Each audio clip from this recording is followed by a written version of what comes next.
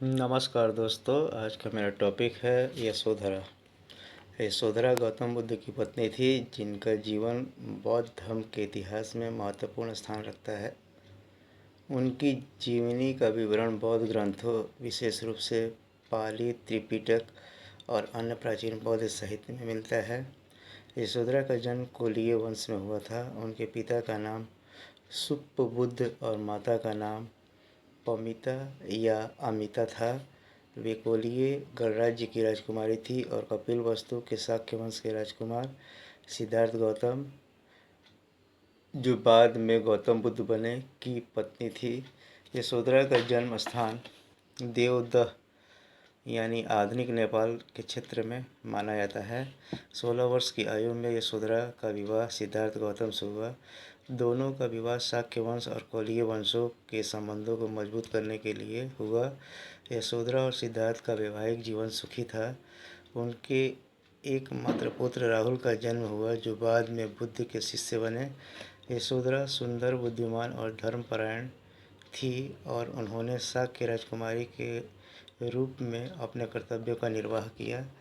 जब सिद्धार्थ 29 वर्ष के थे, उन्होंने संसार के दुखों को समझने और मोक्ष की खोज में घर छोड़ दिया। उस समय यशोधरा और उनका नवजात पुत्र राहुल कपिलवस्तु में रह गए। सिद्धार्थ के गृह त्याग से यशोधरा को गहरा दुख हुआ, लेकिन उन्होंने धैर्य और संयम के साथ स्थिति को स्वीकार किया। बौद्ध ग्रंथों में वर्णन है कि यशोधरा ने सिद्धार्थ के वैराग्य के निर्णय का सम्मान किया और स्वयं भी सादगी भरा जीवन अपनाया। जब सिद्धार्थ बुद्ध बनकर कपिलवस्तु लौटे, तब यशोधरा ने उनके उपदेश सुने। बाद में उन्होंने भी बौद्ध संघ में शामिल होने का निर्णय लिया।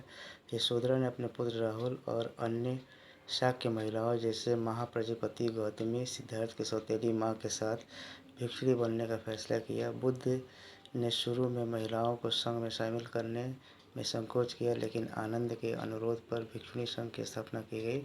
यशोधरा इस संघ की एक प्रमुख भिक्षुणी बनी और अरहत यानी मोक्ष प्राप्त व्यक्ति का स्थान प्राप्त किया। यशोधरा का चरित्र बौद्ध साहित्य में धैर्य, त्याग और आध्यात्मिकता के प्रतीक के रूप में चित्रित किया गया है। उन्होंने अपने पति के आध्यात्मिक मार्ग का समर्थन किया और स्वयं भी बौद्ध धर्म की शिक्षाओं को अपनाकर आत्मज्ञान प्राप्त किया। उनकी कहानी नारी शक्ति और आध्यात्मिक समर्पण का उदाहरण है।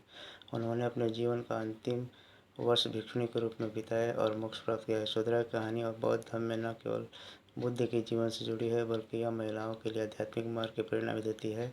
उनकी जीवनी हमें सिखाती है कि जीवन में कठिन परिस्थितियों में भी धैर्य और आध्यात्मिकता से सत्य की खोज की जा सकती है। थैंक्स।